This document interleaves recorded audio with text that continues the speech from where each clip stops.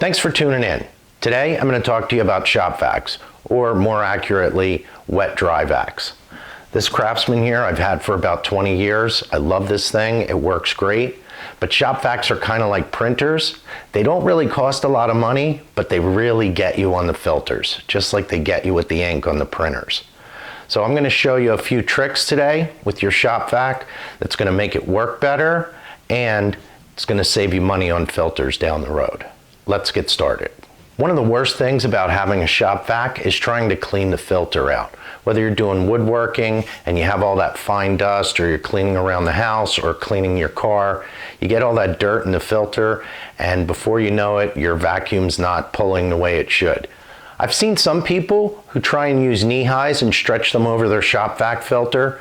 Problem is, they're not quite big enough, and then before you know it, you get a little run in your stockings, and that's not good for anybody.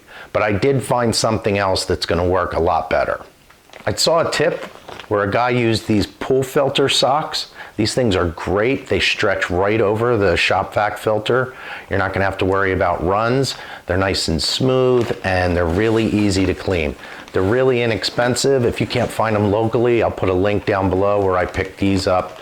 It's definitely going to make your life a lot easier when you go to clean out your shop vac.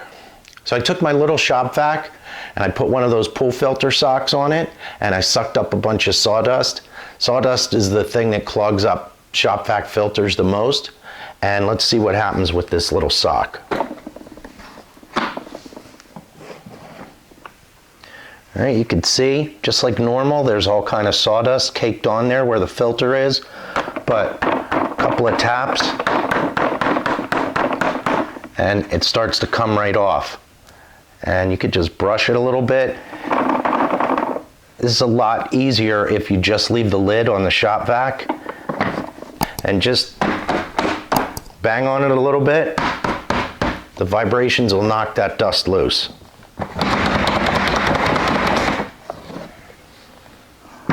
Okay, much better. And these things come right off. You can see the filter is in really good shape underneath.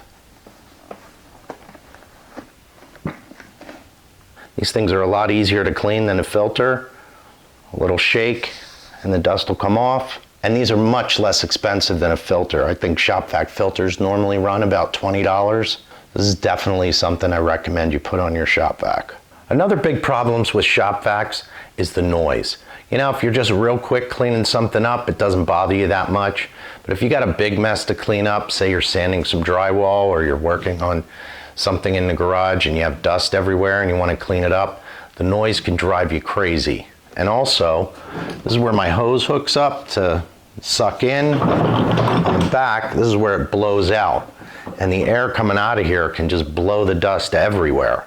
So I have a tip that's going to take care of both of those problems. I'm going to show you how to make a muffler for your shop vac. It's going to quiet it down, and it's going to stop the direct air from coming out and blowing dust everywhere as you're cleaning up.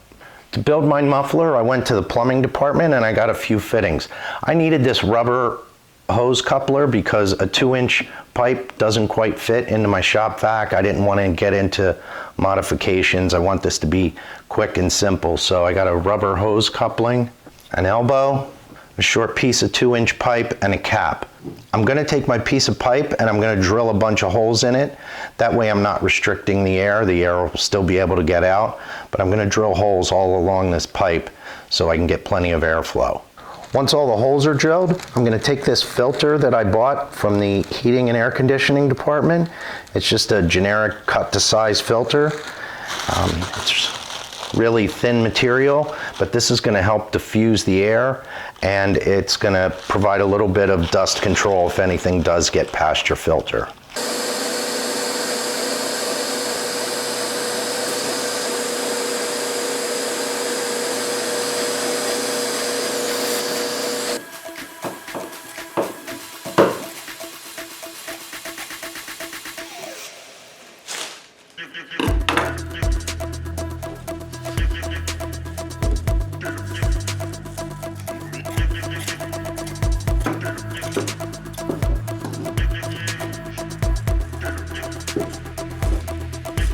I got the muffler all painted and put together. Let's see if it works.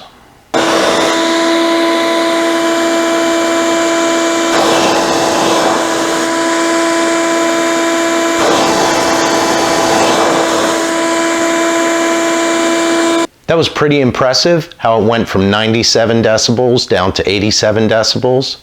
I'm not a decibelologist, but I went on the Google machine, punched in the numbers, and it looks like going from 87 to 97 is about a 3 times difference because of some logarithmic scale or something like that.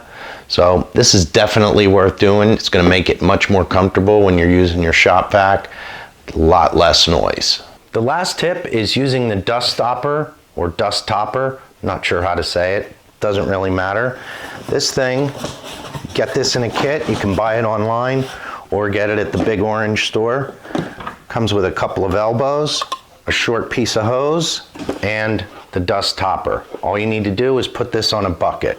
It has a baffle in here that the way it works is the air comes in, starts to swirl, and most of the dust is going to fall out of the airstream down into your bucket, and then mostly clean air is going to go to your shop vac.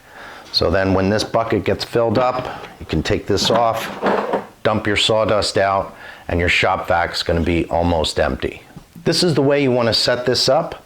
Take the port from your shop vac where your hose normally goes, and you run the Dustopper hose over to your center of your Dustopper bucket, and then you take your hose from your shop vac and put it here. I can't imagine this is going to be easy to use and drag the shop vac around and the Dustopper. I think I need to build a cart. I'm going to figure out a way to make it really easy to do. All right, the way I'm going to do this is I went and got some fittings that fit right on the feet of my shop vac where you normally put your accessories. Mine happened to be 2 inches, but I can't just get a piece of 2-inch pipe and come straight up. My shop vac, just like most of them, flare out a little bit. So I got this adapter that goes from 2-inch down to 1.5 inches. I'm going to put a piece of 1.5 inch pipe on all 4 feet, come up, piece of plywood, and rig it up so the bucket sits inside the plywood. If you're going to do this, one thing you need to be aware of is, at least on my shop vac and a lot of others, there's a hole here. You need to allow an airspace. That's for cooling off the motor, and my switch is also right here. So I need to make sure when I put this together that the bucket's high enough I can get to the switch and I'm not blocking the airflow to the motor.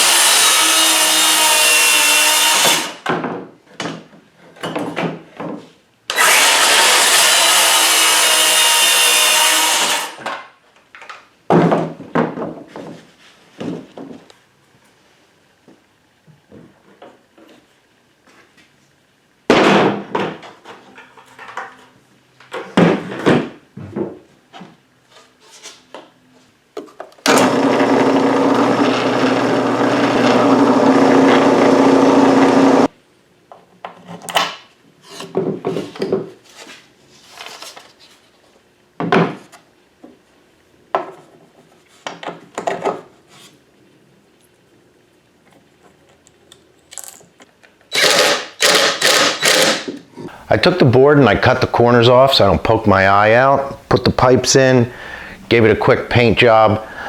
May seem a little bit wobbly, but once I put it on the shop vac,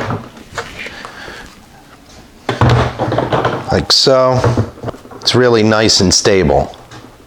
Show you how the rest of this goes together.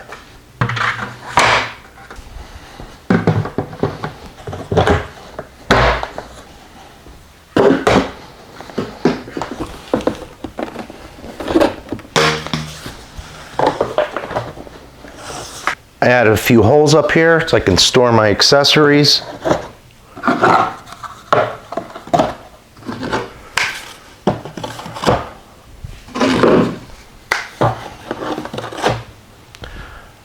and I'm good to go. Now let's give it a quick test and see if this thing really works. I have a full bucket of sawdust. I'm gonna suck this up with the Dustopper and see how much ends up in the shop vac and how much ends up in the bucket.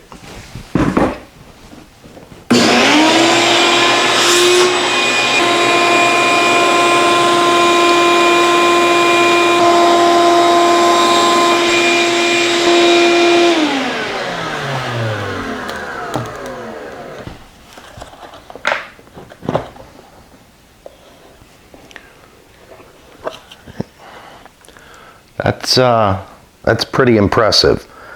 I'm gonna say almost all of it, if not all of it, is in this bucket.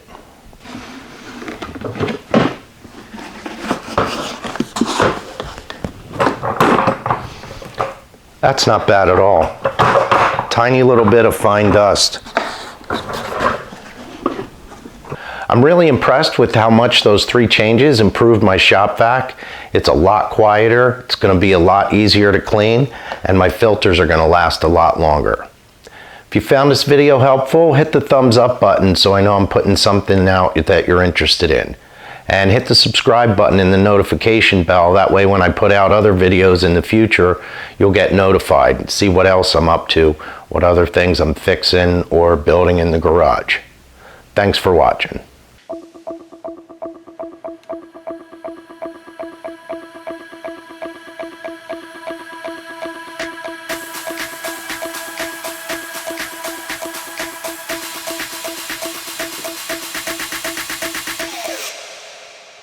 You